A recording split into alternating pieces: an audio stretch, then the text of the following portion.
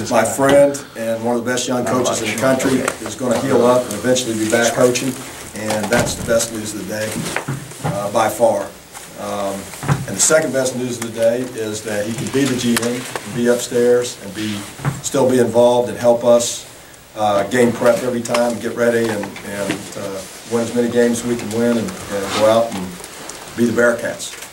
So while it's a tough day in that he's going to have to wait till next year probably to coach from a daily standpoint of being in practice and on the sidelines, that's tough. None of us like that, but the good part of it is he can still be involved. He's going to be okay, and that makes me feel much better. I can tell you that. Coach, would you share your thoughts on how upbeat he is? Well, I've known the guy for a long time, and he and I come from the same background and mold. We've scrapped and fought for everything we've had our whole lives. We didn't have a silver spoon handed to us, and I think that's why you see him be as upbeat as he is. I mean, he's a smart guy, and he realizes, hey, I'm lucky that we caught this, and it could have been far worse. And Coach is a guy, again, he came from humble beginnings, and so he's fought and scrapped his whole life, and that's his attitude. Hey, we'll overcome this. Whatever it is, we'll just overcome it. And when, Lord knows, when we took this program over, there was enough to overcome. I mean, the blows and hits we've taken along the way are unbelievable, starting with Hurnell Hall. You guys don't even remember that. We had a 6'10" kid here who would have been an all Big East player. And the NCAA, because of some things, took his eligibility away from us over something really stupid. But we've had those hits all the way, and this is just one more hit for Mick, but he'll overcome it. And that's why I think he's so upbeat. He's used to fighting the fight, and you're going to see nothing less, from him. He's going to fight the fight. How have the last 3 games here been for you? Have you felt maybe a little bit more comfortable with the role? Do you think the team has felt a little more comfortable with the overall situation?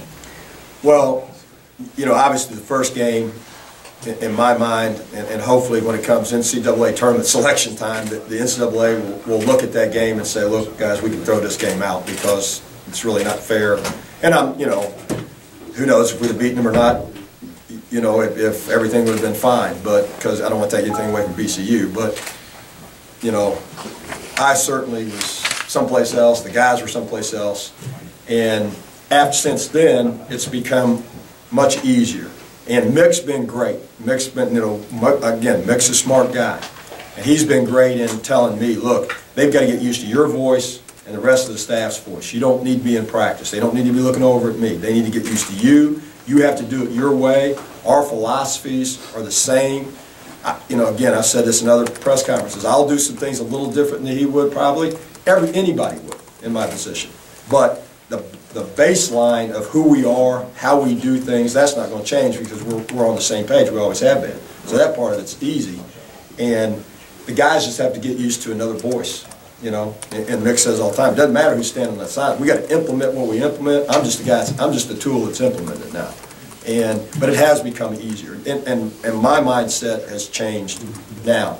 When you're an assistant, again, you're a suggester, and you can sit there and take your time on making a suggestion.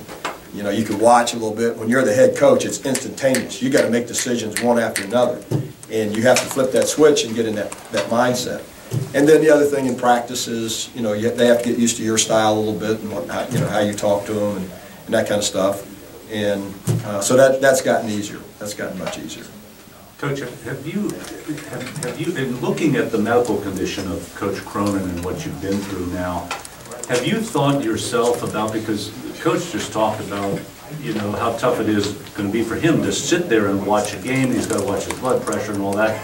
We know all the coaches is a high pressure kind of situation. Have you thought about for your own self going forward about maybe dialing down just a little bit in terms of when you get angry? I think all coaches, you have to be within your personality, and all coaches face that. And let me say this, and I mean this sincerely, okay? This is not an easy situation. But guys, this isn't pressure. Having 3 kids working at McDonald's and being a single mother, that's pressure. Being a commander in Afghanistan in charge of 15 guys and trying to keep them alive, that's pressure. This is basketball. This is basketball.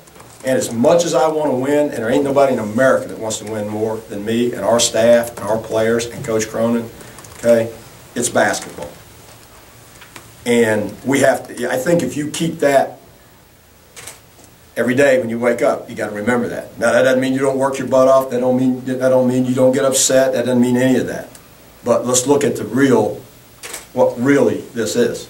Okay, and again, that doesn't mean it's not important. It's very important. It's very important to our university. It's very important to what we do. It's my livelihood. Okay, but I think you have to keep it in perspective that way. What this is, and as a head coach, you know, you're going to get upset. I don't know that I worry about it. To answer your question, I don't know that I worry about it any more now than I ever have. I just do what you do, you know. But I try to work out all the time, so did Mick. I mean, you try to do everything you can to prevent as much of it or keep yourself in as best shape you can. And, you know, I think about a guy like Rick Majerus, for example. I mean, how that guy coached as long as he did with the shape that he was in, I mean, it obviously eventually caught up with him, but, you know, again, not to answer your question, I don't know that I think about it anymore. I just go do what I do.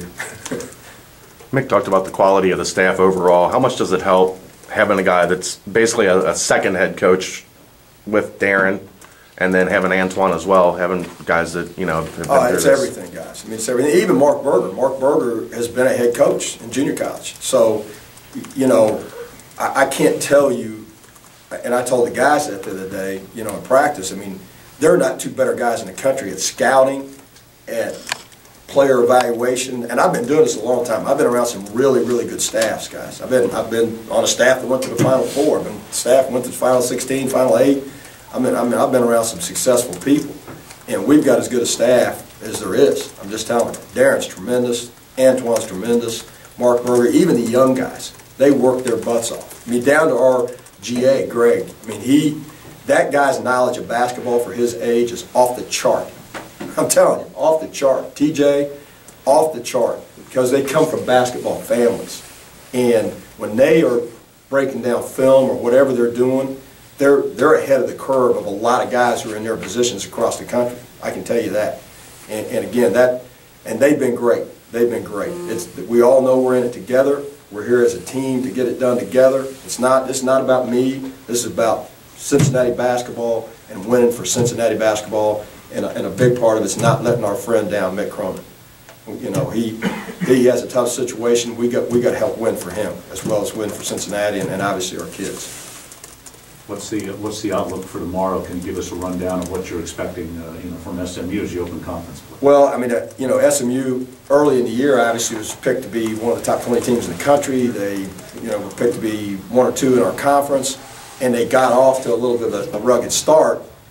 And probably some of that was, you know, you had all that. They had success last year, probably more than people thought they would. Had almost everybody back, and you know, kids are kids. They love to read them press clippings, and headlines, and think how good they are. And Larry Brown's a Hall of Fame coach, and it's just the youth of today. Sometimes they you know, they have the hardest time handling success.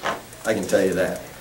So they got their butt beat a few times by some people that they probably weren't expecting to get beat by, and now he's got their attention, and they're playing, and they're playing really well. And they're one of the toughest defensive teams in the country to score on, particularly to get the ball inside on. And you know, they've got great guard and Nick Moore, and they've got a great shooter. I mean, they're not missing any parts. They've got some guys who can score inside. They've got a great guard, got great shooters on the perimeter. So we'll have our hands full tomorrow. I mean, I told our guys it'll be the most physical game we've played all year. We'll have to play our best defensively and our best offensively to date to win the game. So we've got to come bring it tomorrow. And we need every fan in Cincinnati that you know has ever come to a game, fill them seats tomorrow and give us a great home crowd, because our guys deserve it and they need it. Anything else for Coach Davis? Coach, in the last game, in the second half, you scored off of 6 timeouts. You scored off of set plays on 5 of them, high percentage shots. What were you doing in the huddle? Were you drawing up great looks, or were the players creating once they got out there? Guys were executing. You know, when you give them something in the huddle, all that's great. But if they don't go out and execute it, and the players don't go out and execute it and read it, it doesn't matter. You can be the greatest X and O guy in the world. Your guys have to implement what you're trying to do. And you know, we were fortunate in that game that they listened, they did what we asked them to do, and they worked. It worked. And you know, one of our goals as a team, and this was before Mick ever went out, you know, in every staff meeting, we kept talking about, you know, we can't let the defense drop, but we got to somehow get better offensively. Some of that is a product of the more games we play, those guys who are first-year players and those guys who are second-year players, which is the majority of our team, are getting better. We're understanding more. Like Coriante DeBerry, where he's come from at the beginning of practice to now is phenomenal. Phenomenal. I mean, the kid, and it's just going to take some time to adjust. So, you know, but they listened and executed. That's the biggest thing. Thanks so much, Coach. Appreciate it. Thanks, guys.